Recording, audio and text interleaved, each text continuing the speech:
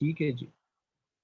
अच्छा, यहाँ पे वो कह रहा है अलिफ is a trader, he does not maintain full set of accounting records but the following information is available. यानी कि एक बंदा है अलिफ जो कि एक ट्रेडर है, वो फुल सेट मतलब प्रॉपर अकाउंटिंग रिकॉर्ड्स क्या कहते हैं मेंटेन नहीं करता, और हमें ये इन्फॉर्मेशन दी हुई है। यानी कि एक समराइज बैंक ट्रांजैक्शन हमें दिखा दी गई है, क्योंकि वो कोई ऐसे सच अकाउंटिंग रिकॉर्ड्स पास नहीं करता, वो प्रॉपर रिकॉर्ड नहीं रखता, तो हम बैंक अकाउंट के थ्रू, बैंक ट्रांजैक्शंस के थ्रू अब हमें पता करना होगा कि उसने क्या रिसीट्स किए हैं और क्या पेमेंट है।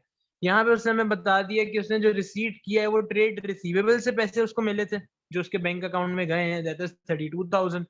फिर उसने बताया कि कैश सेल्स जो हुई थी, यानी कि जो सेल्स से कैश रिसीव हुआ था वो आपने बैंक में जमा करवा दिया, तो ये भी रिसीट साइड पे आ गया। और इंटरेस्ट रिसीवेबल, यानी कि इंटरेस्ट हमें इसको मिला था अलिफ को, तो वो भी इसने बैंक में जमा करवा दिया। फिर इसने बैंक से कुछ पेमेंट्स भी करी, अपने ट्रेड पेबल्स को इसने पे किया था, एक मोटर व्हीकल इसने खरीदी थी, रेंट इसने पे किया था, और अदर ऑपरेटिंग एक्सपेंसेस जो हैं इसने पे किए थे अपने बैंक अकाउंट के थ्रू। आगे वो कह रहे हैं सेकंड में, all cash sales were banked on the day of receipt with the exception of following which were paid out of cash receipts. यानी कि जितनी भी कैश रिसीट्स थी जो आपको कैश सेल्स से मिली थी, जो भी जितने भी पैसे आपको मिले थे वो सारे आपने बैंक में जमा करवा दिए थे, सारे आपने अपने बैंक अकाउंट में डलवा दिए थे, अदर देन दीज ट्रांजैक्शन। यानी कि वेजेस और जो ड्राइंग्स थी वो आपने बैंक के थ्रू पे नहीं की, जैसे ही आपको कैश सेल्स से कैश रिसीव हुआ वो इमिडिएटली आपने पेमेंट कर दी, आपने वेजेस भी पे कर दिए और ड्राइंग्स के लिए पैसे अलग रख दिए। तो ये हमारी सेल्स का तो पार्ट बनेंगे, बट वो कहना ये चाह रहे ये आपने बैंक में जमा नहीं करवाए थे, तो जाहिर सी बात है ये बैंक अकाउंट में हमें शो नहीं हुआ, but this is also a part of sales, cash sales का ये हमारा पार्ट बनेगा सेल्स। यहाँ पे मैं लिख देता हूँ। ठीक है जी, चलें आगे चलते हैं। फिर वो आगे इसने हमें कुछ ओपनिंग वैल्यूज दी हुई हैं और इसने कुछ हमें क्लोजिंग वैल्यूज भी दे दी हैं। इसने यहाँ पे हमें बताया है कि इक्विपमेंट की नेटबुक वैल्यू जो ओपनिंग है वो 10,500 है, और जो क्लोजिंग सॉरी ओपनिंग जो है वो 11,000 है, और क्लोजिंग जो है वो 10,500 है। इन्वेंट्री की इसी तरह से 12,000 है ओपनिंग, और क्लोजिंग जो है वो 11,500 है। यानी कि ओपनिंग इन्वेंट्री जो होगी वो आपकी 12,000 बनेगी, और क्लोजिंग इन्वेंट्री जो आपकी होगी वो 11,500 बनेगी। ट्रेड रिसीवेबल्स की ओपनिंग वैल्यू भी दे दी और इनकी क्लोजिंग वैल्यू भी दे दी है। इसी तरह ट्रेड पेबल्स का भी हमें बता दिया, वेजेस ओइंग भी बता दिया, रेंट प्रीपेड भी, रेंट जो हमारा एक्सपेंस है वो भी हमें इसने बता दिया। और बैंक इसने पहले बताया कि अप्रैल 1 2015 को आपके पास डेबिट बैलेंस था, लेकिन 2016 की वैल्यू हमें नहीं दी, तो वो हमें ढूंढनी पड़ेगी। और इसी तरह सिमिलरली कैपिटल का भी इसने हमें ओपनिंग वैल्यू बता दिया और क्लोजिंग नहीं। आगे वो क्वेश्चन में कह रहा है calculate the for the year ended 31 March 2016 the value of following revenue. हमसे रेवेन्यू मांग रहा है। अब मेरा सवाल आप लोगों से ये है, इसमें कोई चीज ऐसी है जो आपको अभी तक समझ नहीं आई तो मुझे बता दें, वरना मैं आगे बढ़ जाता हूँ। क्लियर है जी बच्चों?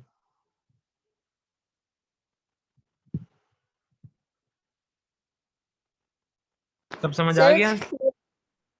जी बेटा बोले। Sir clear. ओके बेटा ओके, चलो अब इसको डिस्कस करते हैं। अब ये ऐसा सवाल है, इसके लिए मुझे पहले क्या करना पड़ेगा, इसके लिए मुझे एक चीज समझ आ गई ट्रेड रिसीवेबल्स देख के कि यहाँ पे basically sales ledger control account तो बनेगा, क्योंकि मुझे ओपनिंग भी दी हुई है, मुझे क्लोजिंग भी दी हुई है, और इसने मुझे यहाँ पे बता भी दिया है कि ट्रेड रिसीवेबल्स से मैंने पैसे कितने रिसीव किए थे। तो मैं एक सेल्स लेजर कंट्रोल अकाउंट बना लेता हूँ, वो प्रिपेयर कर लेता हूँ। ठीक है जी, चलो आगे चलते हैं। मैं पहले से यहाँ पे एक सेल्स लेजर कंट्रोल अकाउंट बना लेता हूँ।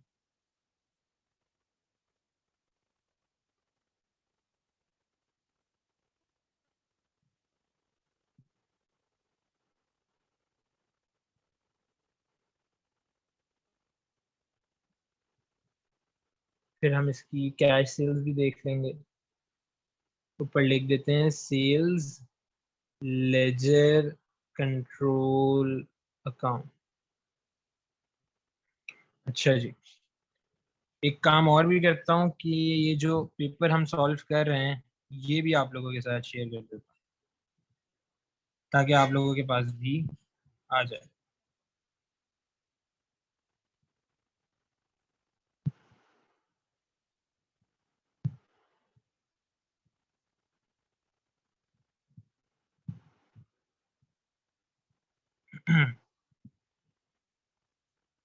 मई जून 2016 पेपर नंबर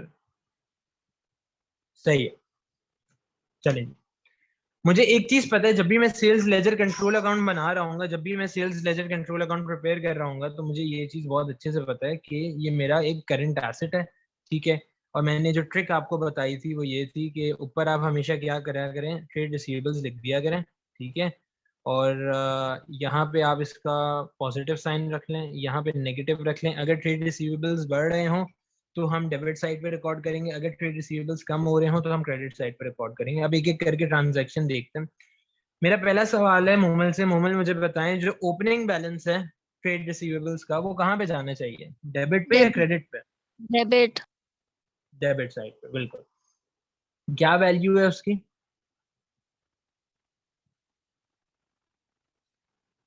आप ऊपर करेंगे सर तो पता चलेगा। अच्छा, ये लो, ये देखिए, बता दें आप मुझे ट्रेड रिसीवेबल के ओपनिंग की।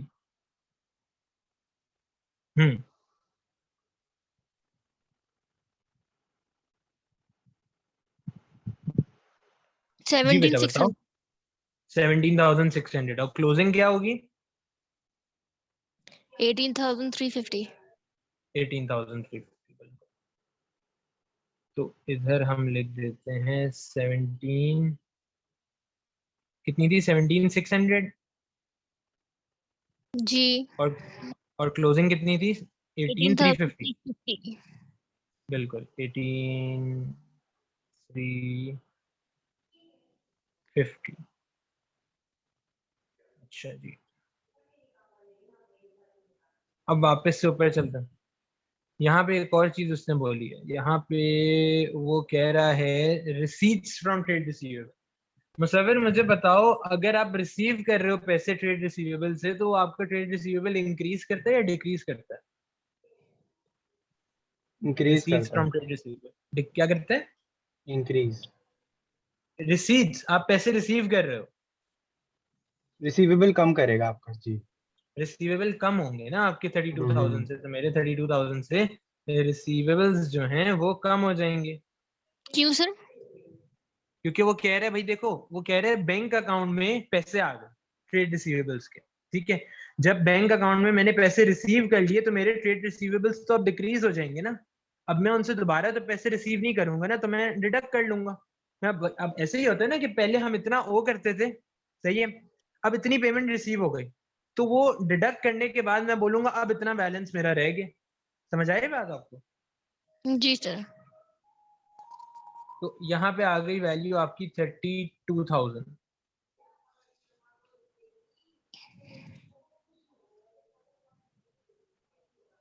सही है जी। अच्छा जी, सर अब सर आप ये लिखेंगे कि 17,600 हमारा बैलेंस बीडी है और 32,000 हमारा क्या है? ऐसे लिखेंगे ना, बिल्कुल, यहाँ पे आप लिख दें, मैं लिख भी देता हूँ, बल्कि ये आपका बैलेंस बीडी है, ये पूरा फॉर्मेट बनेगा, बैलेंस बीडी। ठीक है, ये आपकी पेमेंट है, जो रिसीट्स आपने की हैं वो यहाँ पे आ जाएंगे। रिसीट्स आपकी आ गई फ्रॉम ट्रेड रिसीवेबल्स 32,000, और जो क्लोजिंग, इसने आपको क्लोजिंग बैलेंस भी दे दिया। क्लोजिंग बैलेंस ढूंढना हमें क्रेडिट सेल्स। मेरा सवाल, मुझे ना अलीज़ा बताएं, क्रेडिट सेल्स आपकी सेल्स लेजर में डेबिट साइड पे जाती हैं या क्रेडिट साइड पे जाती हैं, अगर क्रेडिट सेल्स हो रही हैं? क्या जी सर, क्वेश्चन रिपीट करेगा? मैं पूछ रहा हूँ कि क्रेडिट सेल्स हो रही हैं तो ये आपकी डेबिट साइड पे जानी चाहिए या क्रेडिट साइड पे? Credit sale, credit. Sales. Credit side पे। डेबिट। कौन डेबिट साइड पे जाएगी ना, क्योंकि बेटा क्रेडिट सेल्स हो रही है। क्रेडिट सेल्स का मतलब ये कि आपने कस्टमर्स को सामान बेचा है किस पे, क्रेडिट बेसिस पे, जिनसे Credit आप पे। पैसे रिसीव करोगे फ्यूचर में। तो ट्रेड रिसीवेबल आपका इंक्रीज होगा, ट्रेड रिसीवेबल डिक्रीज नहीं होगा, नहीं इसीलिए होगा, सही। डेबिट साइड पे जाना चाहिए क्रेडिट सेल्स। तो मुझे Okay. कोई अच्छा बच्चा जो है क्रेडिट सेल्स की वैल्यू बता दे, क्रेडिट सेल्स कितनी होंगी आपकी। अब ऊपर करेंगे पता चलेगा सर। क्यों ऊपर करूंगा, आप इन दोनों को ऐड करो तो इसको माइनस कर दो तो क्रेडिट सेल्स पता चल जाएंगे। क्लोजिंग बैलेंस तो उसने हमें दे दिया ना। सर आप पेपर तो सेंड करें व्हाट्सएप पे। पेपर नहीं आया? नहीं है, नहीं है सर। अच्छा मैं, अरे यार 14 एक सेकंड, 14400। 14400। एक मिनट, हम बैलेंस बीडी को रिसीट से और क्लोजिंग सेल से माइनस करेंगे ना। बिल्कुल बिल्कुल। 32,750। चेक कर लें आप लोग एक दफा। 750। 31,250। 32750 है सर। अच्छा ठीक है, 32,750 आपका आंसर आ रहा है। 32,750 ये आपकी क्रेडिट सेल्स आ गई। ये समझ आ गया सबको। ये मुझे भी एग्जामिनर भेज ने देगा पता है क्या पेपर। किया, एग्जामिनर ने पता है क्या किया था, एग्जामिनर ने ये किया था कि उसने आपको क्रेडिट सेल्स की वैल्यू नहीं दी। उसने ये नहीं बताया कि कितनी क्रेडिट सेल्स हो रही है, लेकिन उसने क्लोजिंग से आपको जो है ना, क्लोजिंग आपको कैरी डाउन बता दिया, बैलेंस कैरी डाउन बता दिया आपके ट्रेड रिसीवेबल्स का। यानी कि उसने बता दिया कि ट्रेड रिसीवेबल्स एंड में अब आपके कितने पास बच गए। तो अगर मुझे ये भी दे देना तो मैं इसके थ्रू क्रेडिट सेल्स निकाल सकता हूँ। मैं इन दोनों को ऐड कर दूंगा, इसको सब्ट्रैक्ट कर दूंगा, मुझे क्रेडिट सेल्स पता चल जाएंगी। इसको भी हम ऐसे ही ढूंढते थे ना, हमें ये दिया हुआ होता था तो इसको ऐड कर देता था इन दोनों को, ये सब्ट्रैक्ट कर देता था, तो मुझे क्लोजिंग पता चल जाता था मेरे ट्रेड रिसीवेबल्स का। उस्मान सही है, बात समझ आई? Yes sir. अब इसको कॉपी कर लें, इसको कॉपी कर लें एक दफा।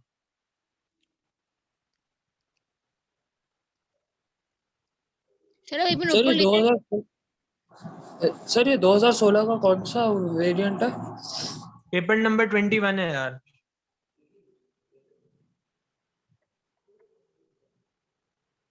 मैं भेज रहा हूँ, दोबारा भेज रहा हूँ। मई जून 2016 पेपर नंबर 21 सही है। सर जो अगला परचेजेस का बनेगा, परचेज है ना अगला वाला।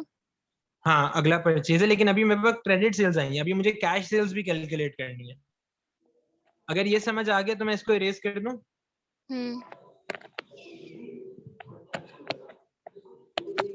चलो मैं इसको इरेज कर देता हूँ। ठीक है, 32,750 आया था। यहाँ पे मैं लिख देता हूँ क्रेडिट सेल्स 32,750। अच्छा आगे उसने कुछ और बात भी करी है। उसने कैश सेल्स के बारे में पता है क्या बोला था? उसने कैश सेल्स के बारे में बोला था हमें कि all cash sales were banked on the day of receipt with the exception of following which were paid out of cash receipt। यानी कि जितनी भी आपको पैसे रिसीव हुए थे अपनी सेल्स से, जितने भी आपने पेमेंट रिसीव करी थी कैश सेल्स से, वो आपने सारी की सारी बैंक में डलवा दी थी। अदर देन दीज वेजेस आपने फॉरन पे कर दी थी और उसमें से कुछ पैसे आपने निकाल भी लिए थे ड्रॉइंग्स के तौर पे। तो ये भी मेरा क्या होगा, ये भी मेरा काउंट होगा एज सेल्स, ये भी मेरा एज सेल्स काउंट होगा। तो मैं क्या करूंगा, कैश सेल्स बैंक आपके पास आ जाएगा 7,400 प्लस 9,000, क्योंकि ये भी आपकी सेल्स का ही पार्ट है, प्लस 11,500, 27,900 जो है वो आपकी कैश सेल्स आ रही है। बच्चों ये Sir, समझ but आया कैसे? coming as 31,250, not 32,750.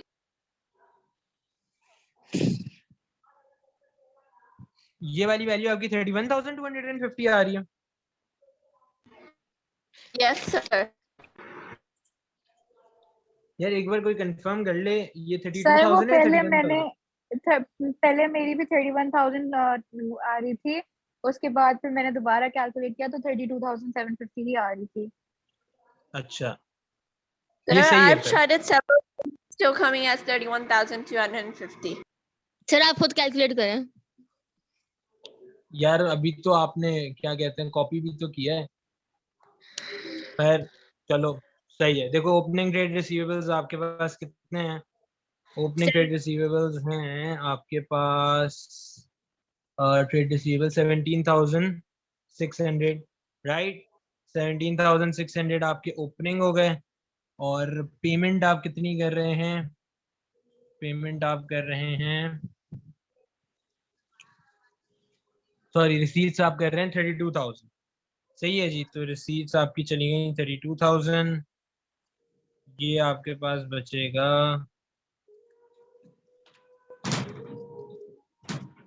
हाँ, आप क्या करें 32,000 रिसीट्स हैं प्लस क्लोजिंग बैलेंस 18,350 आ जाएगा।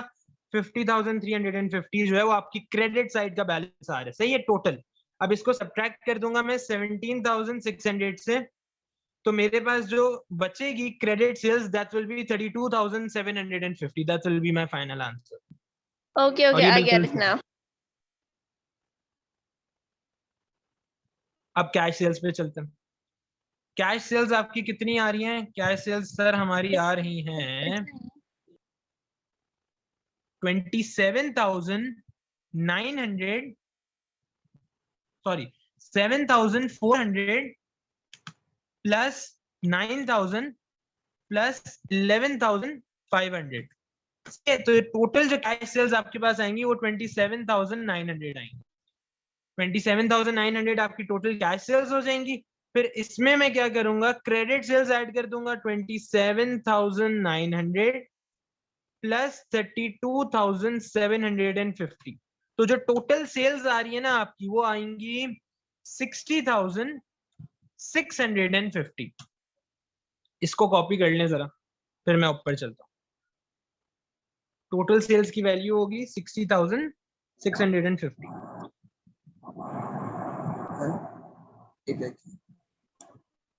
ठीक है बच्चों?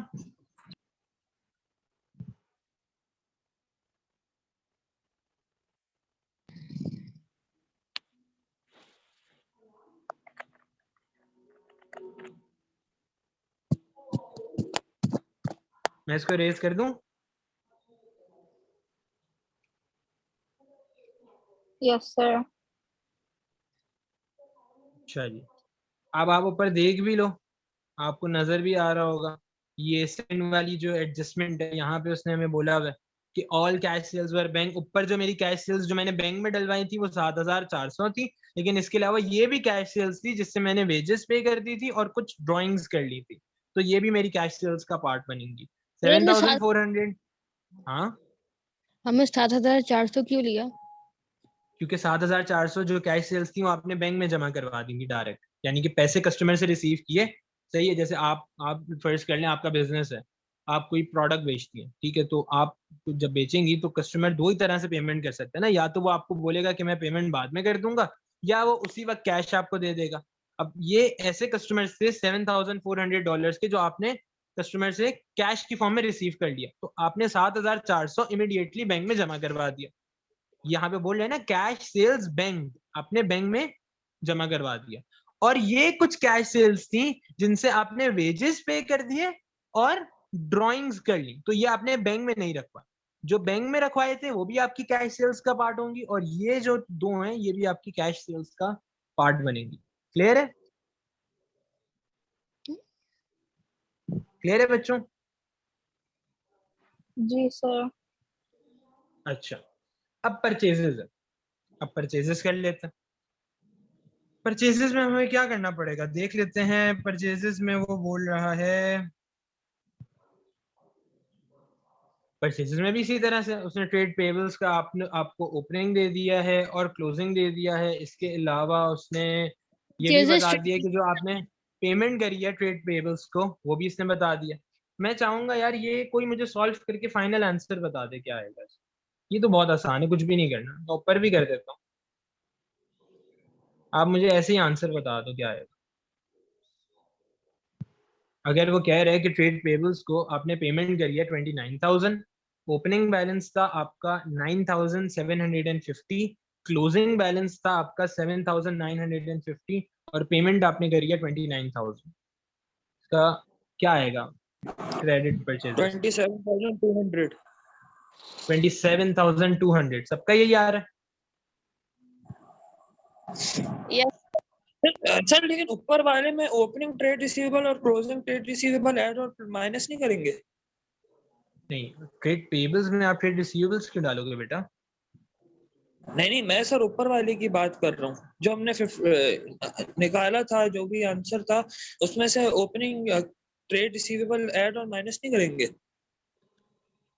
मैं समझा नहीं आपकी बात। आप ट्रेड रिसीवेबल, आप सेल्स की बात कर रहे हो, परचेजेस की बात कर रहे हो? सेल्स की सर, सेल्स की बात कर रहा हूँ। हाँ तो मैंने करे थे ना बेटा, मैंने पहले ओपनिंग ट्रेड रिसीवेबल्स जो थे उसको डेबिट साइड पे लिखा था, क्लोजिंग को क्रेडिट साइड पे अच्छा लिखा था, और रिसीट्स लिखी थी, और रिसीट्स में से उन दोनों को ऐड किया था, उसमें से ओपनिंग माइनस कर दिया था, तो मेरे पास क्रेडिट परचेजेस आ गई थी। एंड सिमिलरली मैं इसी तरह से ट्रेड पेबल्स के लिए करूंगा। तो क्या ठीक है सबका आ सर। रहा है यही आंसर? यस सर, यही आंसर।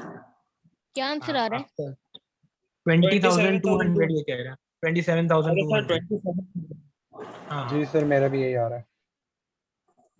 तो मैं आगे बढ़ूं, अगर कोई ऐसा बच्चा है जिसको ये नहीं समझ आया तो मुझे अभी बता दो। सर नहीं आया समझ। भाई देखो, इसके लिए सिंपली आपने क्या करना है, क्योंकि ये यहाँ पे कोई कैश परचेजेस नहीं हो रही, आपको कहीं पे कैश परचेजेस नजर आ रही है? कैश सेल्स तो मुझे नजर आ रही है, लेकिन कैश परचेजेस मुझे नजर नहीं आ रही। इसका मतलब आपने जितनी भी परचेजेस करी हैं वो क्रेडिट बेसिस पे करी है, उधार पे करी है, पेमेंट आप बाद में करो। इसके लिए इस तरह के सवाल के लिए मैं क्या करूंगा, मैं ट्रेड पेबल्स का अकाउंट बनाऊंगा या परचेज लेजर कंट्रोल अकाउंट बनाऊंगा, जिससे मुझे क्रेडिट परचेजेस पता चल जाएंगे। अगर एलिजे आप यहाँ पे देखो, आपको नजर आ रहा होगा कि ओपनिंग ट्रेड पेबल्स का आपको बैलेंस दिया हुआ है और क्लोजिंग ट्रेड पेबल्स का आपको बैलेंस दिया हुआ है, ठीक है?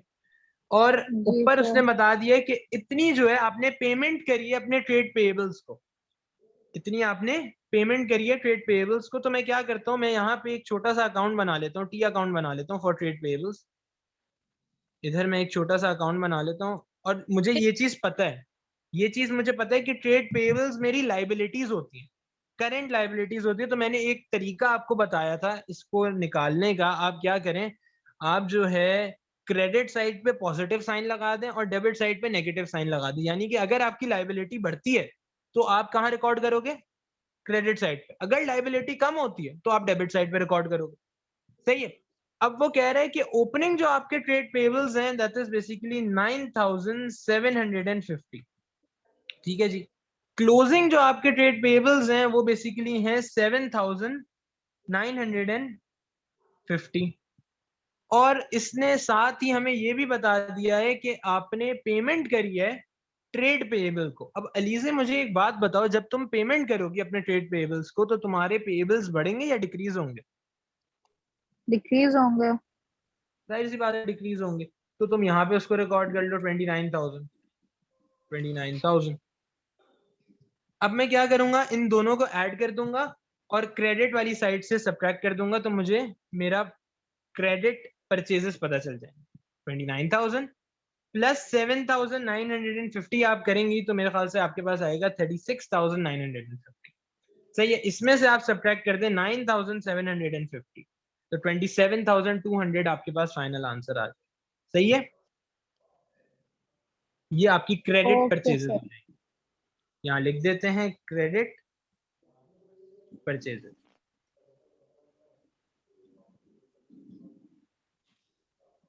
मोमल आपको भी समझ आ गया? जी। अब मैं इसको इरेज कर देता हूँ, मेरे पास क्रेडिट परचेजेस भी आ गए।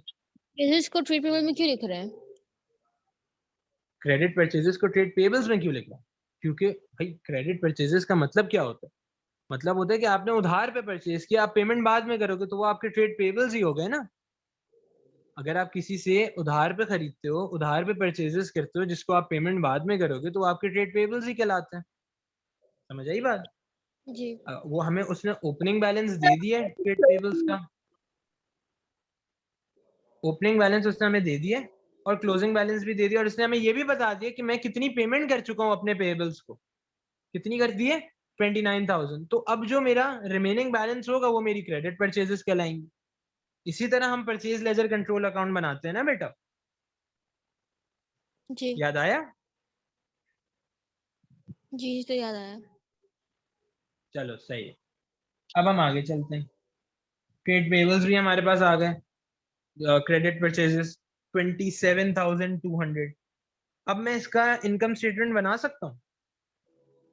अब आप लोग मुझे बताएंगे Yes, क्या sir. क्या वैल्यूज आएंगी। सही है, आप लोग हम्म, बताओगे, ये आप लोग करवाओगे। जब इतना समझ आ गया और इतने चीते बच्चे हो तो ये तो आराम से हो जाएगा। यहाँ पे हम बना लेते हैं 2 कॉलम।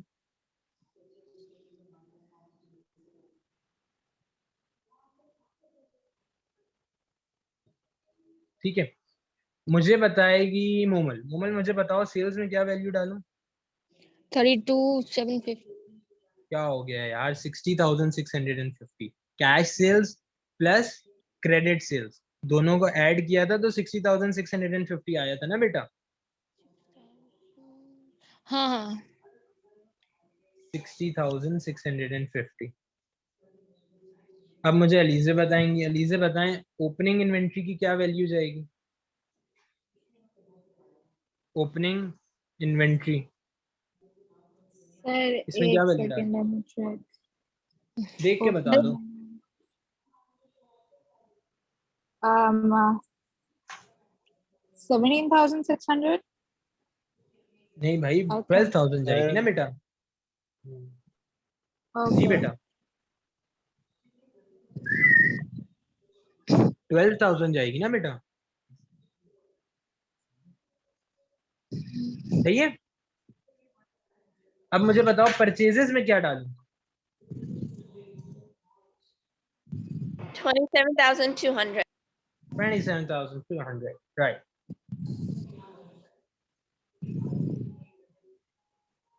अच्छा, क्लोजिंग इन्वेंट्री कितनी जाएगी अलीजे? 11,500.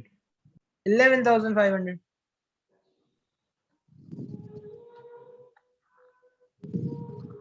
ये सब्ट्रैक्ट कर दूंगा मैं, 11,500। ठीक है, उस्मान मुझे बताओ क्या आएगा फाइनल आंसर तुम्हारा कॉस्ट ऑफ गुड्स सोल्ड का? 27,700. 27,000। अब मुझे बता दे कोई और, कौन बचे? महाम बता दो। महाम बताओ ग्रॉस प्रॉफिट कितना आएगा?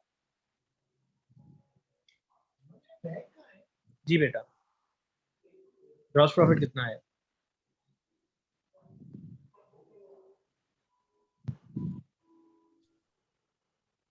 सर मैं बताऊं? को बताने दो। हाँ महाम, महाम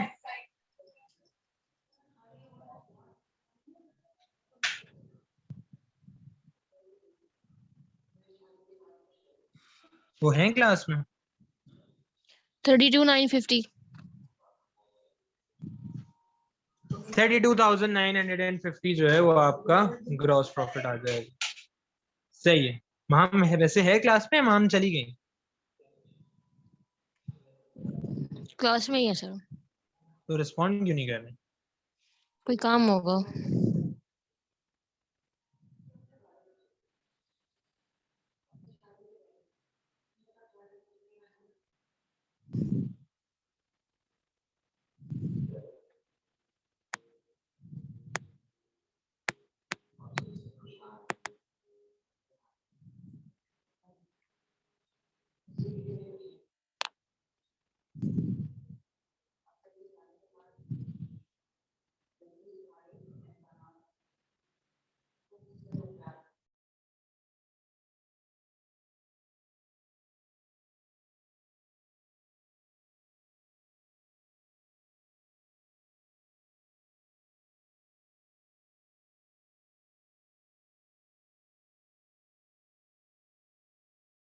Sir, done.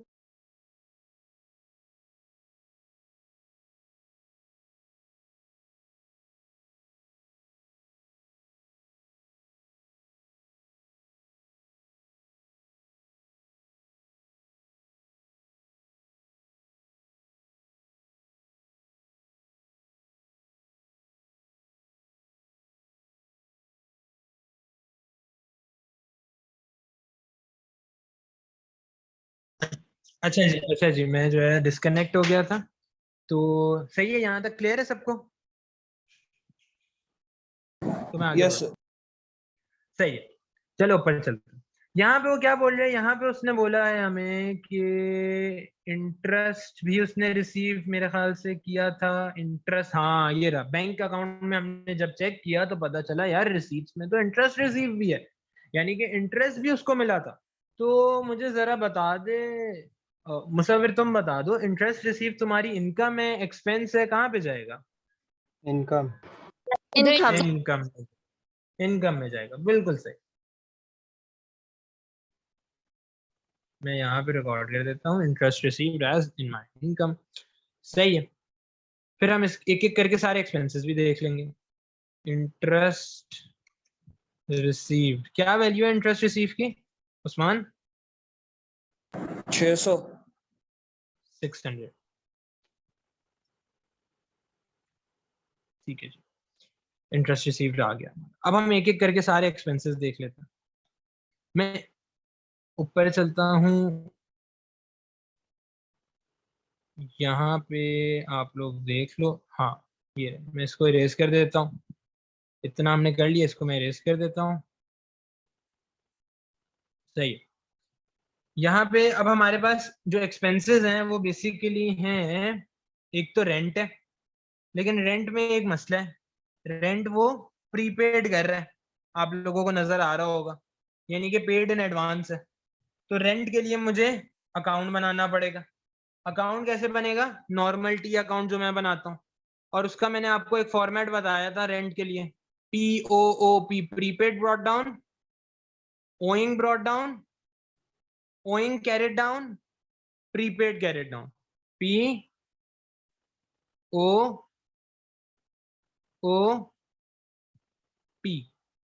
सही है जी, यहाँ पे सारी मेरी वैल्यूज आ जाएंगी। अब अगर मैं देखूं तो मेरा जो रेंट वैसे है वो 8000 है, यानी कि जो मैंने पे किया रेंट दैट इज बेसिकली 8000। तो बैंक मेरा यहाँ पे आ जाएगा 8000। क्यों? क्योंकि जब आप पेमेंट कर रहे हो तो मोमल मुझे बताओ आप क्या एंट्री पास करते हो? अगर मैं बोलूं रेंट पेड $8000 तो आप क्या एंट्री पास करोगे?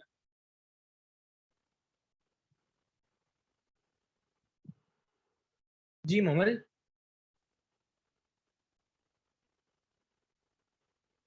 Rent debited. Bank credit. Bank credit, rent debited, तो हम भी तो यहाँ पे यही कर रहे हैं ना सर, हम भी तो यहाँ पे यही कर रहे हैं। हम रेंट को डेबिट कर रहे हैं, बैंक को क्रेडिट कर रहे हैं, लेकिन क्योंकि हम यहाँ पे रेंट का अकाउंट बना रहे हैं, हम यहाँ पे रेंट का अकाउंट प्रिपेयर कर रहे हैं, तो नाम जो है वो किसका आ जाएगा? वो बैंक का आएगा। तो मैंने बैंक को यहाँ पे लिख दिया डेबिट साइड पे 8000। सही है जी। अब मैं क्या करता हूं, अब मैं देखता हूं कि मेरा प्रीपेड कितना है।